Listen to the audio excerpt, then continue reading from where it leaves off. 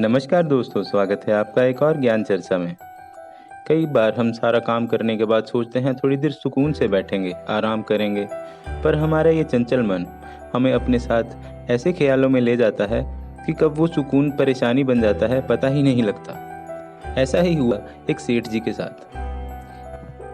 एक धनवान सेठ जी अपनी बीवी, 2 बेटे, 2 बहुएं, 4 पोते पोतियों के साथ बड़े ही सुख से रहते थे। महालक्ष्मी की तो इतनी कृपा थी कि सेठ जी को खुद ही नहीं पता था कि उनके पास कितना पैसा है। सेठ जी की उम्र हो गई थी। घर के पास ही अपने लिए एक दफ्तर बनाया था। बाहर का काम दोनों बेटे देखते थे और सेठ जी अपने मुनीम के साथ ज़्यादा टाइम दफ्तर में ही बैठते थे। एक दिन सेठ जी दफ्तर में खाली बैठे थे तो उनके मन में ख्याल आया कि मेरे पास कितनी संपत्ति है, एक बार गिनवा के तो देखें। तो सेठ जी ने अपने मुनीम को बुलाया। मुनीम बड़े सुलझे हुए और ईमानदार व्यक्ति थे और सेठ जी के मित्र भी थे। मुनीम जी आए तो सेठ जी ने बताया कि मैं चाहता हूँ एक बार आप मेरी सारी संपत्ति का हिसाब लगाओ।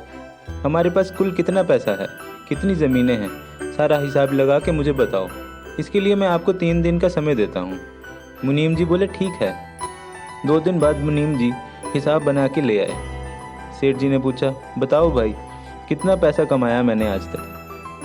मुनीम जी बोले, सेठ जी आप बिल्कुल निश्चिंत हो जाओ। धन तो आपके पास इतना है कि आपकी 7 पीढ़ियाँ खाली बैठी रहें तो भी राजा महाराजा जैसा जीवन व्यतीत कर सकती हैं। सेठ जी बहुत खुश हुए। उन्होंने सारा हिसाब अच्छे से देखा और संतुष्ट होकर घर चले गए। उसी दिन रात को बिस्तर पे लेटे सेठ जी को मुनीम जी की एक बात याद आई कि मुनीम जी ने बोला, धन तो इतना है कि 7 पीढ़ियां आराम से खा सकती हैं, पर मेरी 8वीं पीढ़ी का क्या होगा? अगर सच में मेरी 7 पीढ़ियों ने कुछ नहीं कमाया तो मेरी 8वीं पीढ़ी तो भूखी मर जाएगी और मुझे कोसेगी कि हमारे लिए कुछ नहीं छोड़ के गए। सेठ जी ये सोच सोच के इतना परेशान हो गए कि उनकी रात की नींद उड़ गई। दिन रात बस यही सोचते रहते कि अब क्या करूं। घर पे किसी को बता भी नहीं सकता कि मैं क्यों परेशान हूँ। वो सोचेंगे कि 8वीं पीढ़ी की चिंता क्यों कर रहे हैं, अभी तो हमारे बारे में सोचना चाहिए। सेठ जी ने मुनीम जी को अपने घर बुलाया। सोचा मुनीम जी से बात करता हूँ, वो मेरे मुनीम ही नहीं मेरे मित्र भी हैं। मुनीम जी घर पे आए तो सेठ जी ने एक कमरे में बिठा के उन्हें सारी बात बता दी कि मैं इस वजह से परेशान हूँ। मुनीम जी ने आराम से सारी बात सुनी और सुनने के बाद बोले कि मैं तो नहीं बता सकता कि आपकी 8वीं पीढ़ी का क्या होगा, पर मैं एक बाबा जी को जानता हूँ। वो बहुत पहुँचे हुए बाबा जी हैं, उनकी बहुत मान्यता है। उनके पास जाइए, वो आपको बता देंगे कि आपकी 8वीं पीढ़ी का क्या होगा। सेठ जी अगले ही दिन बाबा जी के पास पहुँच गए। बाबा जी को अपनी सारी परेशानी बताई कि मेरी तो रातों की नींद उड़ गई है ये सोच सोच के कि मेरी 8वीं पीढ़ी का क्या होगा। बाबा जी ने 1 मिनट में सारी बात समझ ली और बोले, इसका तो बहुत ही सरल उपाय है। तुम्हें थोड़ा सा दान देना होगा और तुम्हारी 8वीं पीढ़ी बहुत सुख से जिएगी। सेठ जी ने पूछा, क्या दान करना पड़ेगा? बाबा जी ने कहा, कुछ ज़्यादा नहीं, पास ही एक गाँव में जाओ, वहाँ आखिर में एक झोपड़ी है। वहाँ एक बुजुर्ग दादी अपने पोता पोती के साथ रहती है। वो बहुत गरीब हैं, कुछ खाने को नहीं है उनके पास। उन्हें 1 किलो आटा और 1 किलो चीनी दे आओ या कुछ भी खाने का ले जाओ। जैसे ही वो तुम्हारा दिया हुआ खाएंगे तुम्हारी समस्या हल हो जाएगी। सेठ जी को लगा ये तो बहुत आसान तरीका है। सेठ जी ने उसी समय मुनीम जी को फ़ोन किया और बोला, फटाफट 1 ट्रक राशन का भर के मेरे पास भेजो। थोड़ी देर में राशन का ट्रक आ गया। सेठ जी उसे लेके बूढ़ी दादी को ढूंढते हुए उसके घर पहुंच गए। जाते ही दादी को बोले कि आपके लिए कुछ खाने के लिए लाया हूं मैं, आप इसे स्वीकार करो। पर दादी बिल्कुल संत स्वभाव की थी। दादी ने कहा कि इतना सब मैं क्या करूंगी, मेरी छोटी सी झोपड़ी है और मैं अगले दिन का खाना जोड़ के नहीं रखती। जिस दिन जो मिलता है वो उसी दिन हम खा लेते हैं। और वैसे भी मैं जिनके यहाँ बर्तन धोने जाती हूँ वो मुझे 1 टाइम की रोटी खिला देते हैं और बच्चों को कोई ना कोई घर दे जाता है खाने के लिए। और वैसे भी हम दिन में 1 ही बार खाना खाते हैं और आज का खाना हमने खा लिया है, तो आप कल आ जाना। सेठ जी निराश हो गए और बोले ठीक है, मैं कल आता हूँ सबके लिए खाना लेके। अगले दिन सुबह सेठ जी कई तरह के व्यंजन, कई तरह की मिठाइयाँ लेके फिर पहुँच गए। दादी को आवाज़ लगाई। दादी बाहर आई तो दादी से कहा, मैं आपके लिए खाना लाया हूँ, बच्चों को बुलाओ और सब लोग खाना खाओ। दादी बोली, आज भी हमने खाना खा लिया। जिनके घर में काम करती हूँ, आज उनके बेटे का जन्मदिन था, तो उन्होंने मेरे और मेरे बच्चों के लिए खाना दिया था, वो हमने खा लिया। सेठ जी निराश होकर फिर वापस लौट गए, पर अगले दिन फिर वापस आ गए बहुत सारा खाना लेके और दादी को फिर आवाज़ लगाई।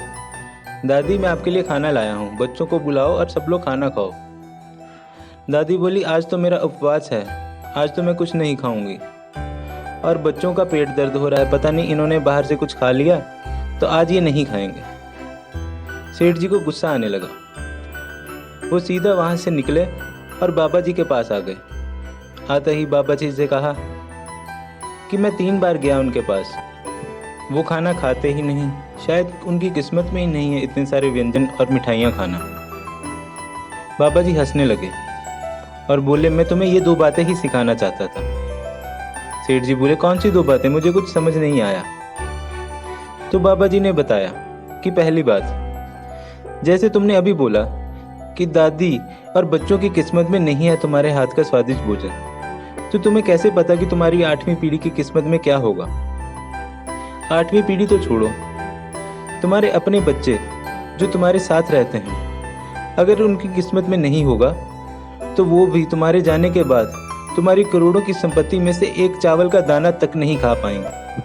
और तुम खुद 3 दिन तक बूढ़ी दादी और उनके बच्चों के लिए खाना लेके जाते रहे और उन्हें खिला नहीं पाए, और तुम सोच रहे हो कि तुम्हारी 8वीं पीढ़ी का क्या होगा। सेठ जी की आंखें खुल गई। फिर सेठ जी बोले, वो दूसरी बात कौन सी है जो आप मुझे बताना चाहते थे। तो बाबा जी बोले कि वो बूढ़ी दादी जिनके पास कुछ भी नहीं है, वो भी अपने आज में जी रही है, सब कुछ भगवान पे छोड़ के कि कोई ना कोई कल आएगा और भोजन दे जाएगा। और तुम्हारे पास तो इतना है सेठ जी, फिर भी तुम चिंता में हो। भाग्य बड़ा बलवान है, तुम क्यों व्यर्थ में चिंता करते हो।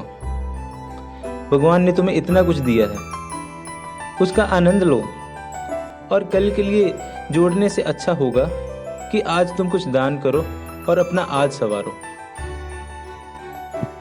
तो कहने का मतलब है दोस्तों, कहीं आप भी इस चक्कर में तो नहीं फंसे हुए। अगर फंसे हैं तो ये चिंता छोड़ दीजिए, क्योंकि हर इंसान अपना भाग्य लेकर पैदा होता है और किसी को भी भाग्य से ज़्यादा ना मिला है ना मिल पाएगा। और बच्चों में पैसे बांटने से अच्छा होगा कि उन्हें अच्छे संस्कार दीजिए। कल की चिंता छोड़कर आज में वक्त गुजार, कल जो होगा होके रहेगा, खुद भली करेंगे भगवान। तो इस चक्कर से बचे और अपने आज का आनंद लें, क्योंकि ज़िंदगी वही जीते हैं जो आज में जीते हैं। ऐसी ही और वीडियो हर बुधवार और शनिवार देखने के लिए वीडियो को लाइक और चैनल को सब्सक्राइब करना ना भूलें। फिर मिलेंगे। ओम।